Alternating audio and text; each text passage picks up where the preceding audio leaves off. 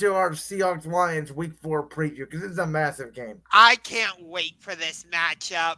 You got the 3-0 Seahawks going on the road to take on the Lions. These two teams over the past couple of seasons have put on fantastic games.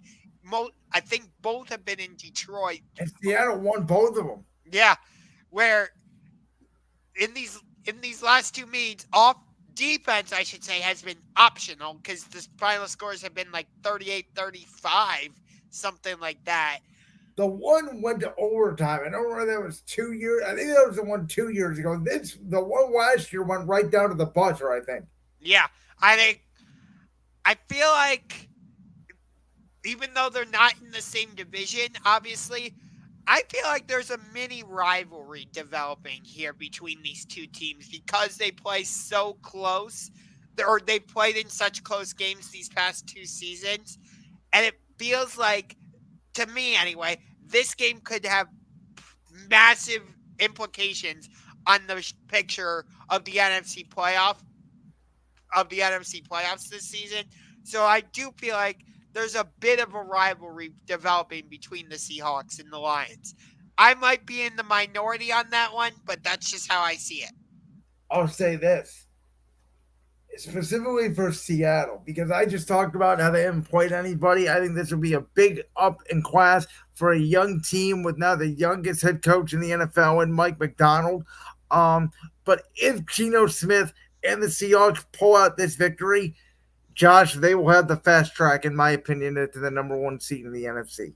Oh, wow. I think this is the game because the Rams are in a very tricky spot this week. They're going to Chicago, a desperate Bears team, still down a bunch of receivers, still down a bunch of linemen off an emotional high, west to east coast. You generally get a pullback.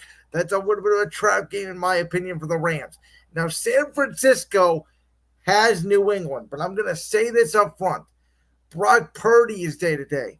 Javon Hargrave is out for the rest of the season. No Debo. No Kittle. You got Ayuk and Purdy who are not on the same page. Jennings is good, but I'm telling you, I don't think New England's going to win the game, but there is a world where that New England game is either a 50-point blowout or it's a lot closer than people think. So I could see a scenario where if Brock Purdy's banged up and San Francisco's without a majority of their weapons, I could see a scenario where New England just runs the heck out of the football. That's what I'm saying. There's a world out there where New England could steal a victory here. Exactly. So if that happens, then this game becomes even massiver for Seattle. Arizona, they have Washington. That's a little bit of a sticky game. It's in Arizona. That's a go either way game. But I'm just looking at if the Rams lose and the Niners lose and Seattle beats Detroit, Seahawks are have momentum galore.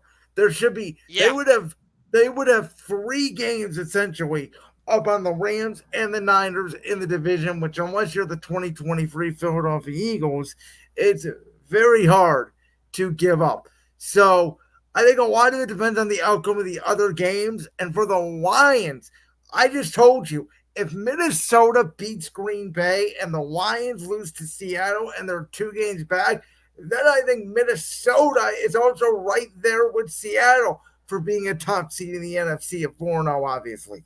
Think about the implications of this game. Not just what you highlighted, but I believe you and I both had not just Detroit we both had Detroit as the 1 seed in the NFC, I believe.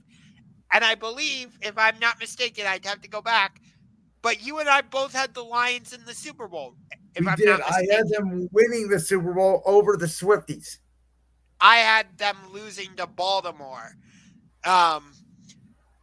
So this game has even bigger implications because of that factor alone. The fact that we both have them as the 1 seed. Well, I don't know. You don't necessarily. I mean, it does help. It will help for golf to get the 1 seed. I agree with you. But right now, the NFC just seems wide open. Yeah. And their division. I told you this year I wasn't in love with Seattle. I thought it would take some time for Mike McDonald to get acclimated. You know what? This is the prove it game. If they go out there and they win by a point, they don't have to make it pretty. They can win 13-12. I don't care. Just win. And you will have cemented yourself as a top, I would say, top four team in the NFC. We've seen when Seattle has home field advantage in the NFC playoffs, it is so difficult to go into Lumen Field and get a win. The 12th man shows up and they show out. Yeah, and I didn't think Seattle was a bad team. I just kind of thought you're going up against Kyler Murray, Brock Purdy, and Stafford in your division. You like Seattle more than I did, and I like their weapons. I just thought their division was way too hard. But clearly, San Francisco has regressed. The Rams have an injury bug galore, and Arizona, we both kind of thought we're a step away. So if Geno Smith can guide the ship, and now that we've seen Shane Waldron, who turns out is a bad offensive coordinator, now that he's no longer in Seattle, maybe you were onto something with Seattle. I'm not here to give you your flowers yet. Again, I got to wait to see, but maybe you were onto something. I think this game will have major implications for not just their respective divisions, but the NFC as a whole. I can't wait for this game.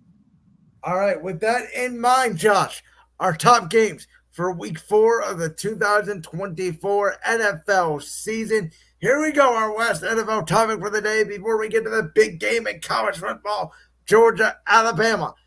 For me, my top 5 games, I'm going to go from 5 to 1. Now, number 5 was very tricky. I could put a lot of games here at the number 5 spot, but I put in one that's a little bit different that I don't think a lot of people are going to have on their bingo cards. And I put this game on. I'll explain why. The game is the 1 o'clock game between the Los Angeles Rams and the Chicago Bears. And the reason I put this game on is because, in my opinion, Chicago needs to win this game. You know how high I was on the Bears coming into the year. It has not looked great. They're 1-2. They should be 0-3. They barely beat Tennessee. They looked awful against Houston. They looked awful against Indianapolis. Caleb Williams thrown the ball 52 times. They're running speed options where 4 offensive linemen are on the ground. The hell are we doing, Chicago? If they lose this game, Matt Eberflus better start filling out unemployment papers. Because we talked about it. I told you at the start of the year, I was high on the Bears. My one concern was the coach. And that concern at this point has been validated. Eberflus, Hard Knocks, and HBO, credit to their crew. You sold me on Matt Eberflus.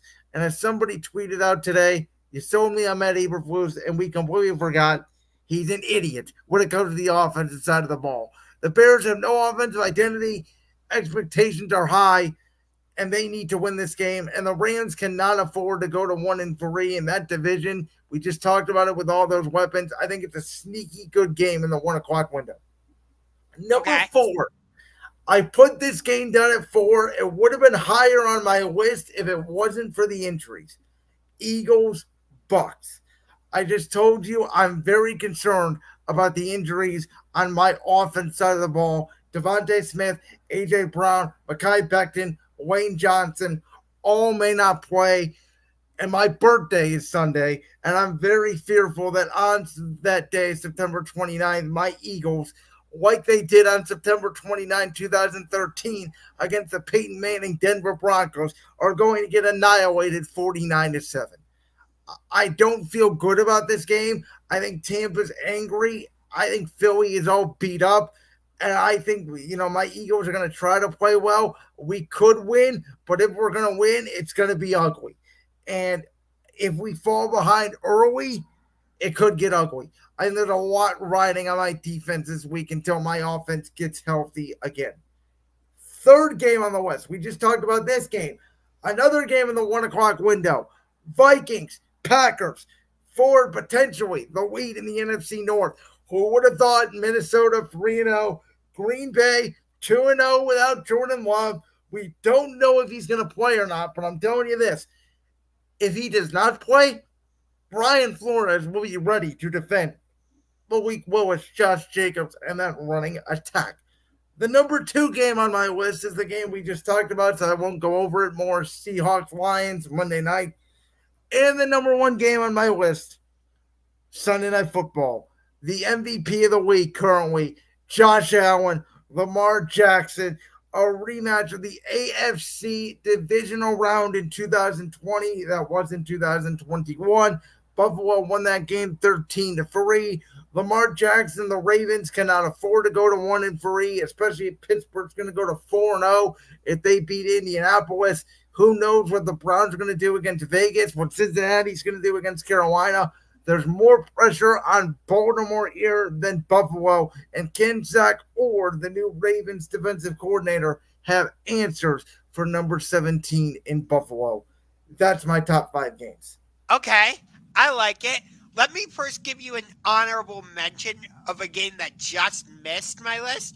In the 4 o'clock window out in the desert, Commanders Cardinals. That Because game you got just the missed my Commanders list who as are well. you got the Commanders at 2-1. You got the Cardinals at 1-2. I think we both kind of said, well, we said the Cardinals could be a very feisty team in the NFC. I wasn't as high on the Commanders as you were. Um, I thought this might be a year of development for Jaden Daniels, but here they are, 2-1, leading the division. Let's see if they can take it into Arizona. So that's my honorable mention. Number 5, I'm going to a game that you did not have on your list. I'm going to the heart of America, or I think it's called the heart of America, Indianapolis, Indiana. Pittsburgh at Indianapolis. You got Pittsburgh coming in at 3-0. You got Indianapolis coming in, I believe, at 1-2, if I'm not mistaken, or 2-1. I'd have to double check the record, but either way, we talked about it. Indianapolis is 1-2. Okay, Indianapolis is 1-2. Thank you for double checking me on that. But Anthony Richardson, you mentioned it earlier. He has been one of the most frustrating quarterbacks in the league, but you see the potential there. They have some good pieces there offensively, with Jonathan Taylor, Adonai Mitchell, Michael Pittman Jr. They have the pieces there. It's just, can Shane Steichen get those pieces to fit correctly? And then on the other side, we have Pittsburgh, 3-0. One of my bigger surprises. Not so much for you, which I do understand your perspective on that. But I think this is a very intriguing game. I really do. Number 4, I'm surprised this game wasn't on your list. In LA, the 3-0 Kansas City Chiefs, the two-time back-to-back Super Bowl champs, taking on the LA Chargers. How are the Chiefs going to handle this new Jim Harbaugh style offense? I get it. Justin Herbert's probably not going to be at 100%, which could give the Chiefs a very big advantage. But you know that either way, Jim Harbaugh is going to want to come into this game and just run the absolute heck out of the football, keep Mahomes on the sideline, not allow that Chiefs offense to get like any time on the field. So how the Chiefs adjust to that, I think, is a fascinating part of this matchup. All right, number 3 on my list, Eagles, Buccaneers. Um, you got the Eagles coming off of a big win against the New Orleans Saints, but you mentioned all their injuries. You got Tampa Bay, kind of like what you were saying about the Raiders going into their game against the Browns. The Buccaneers are going to be coming into this game with their hair on fire because they feel like they let one slip away against Denver.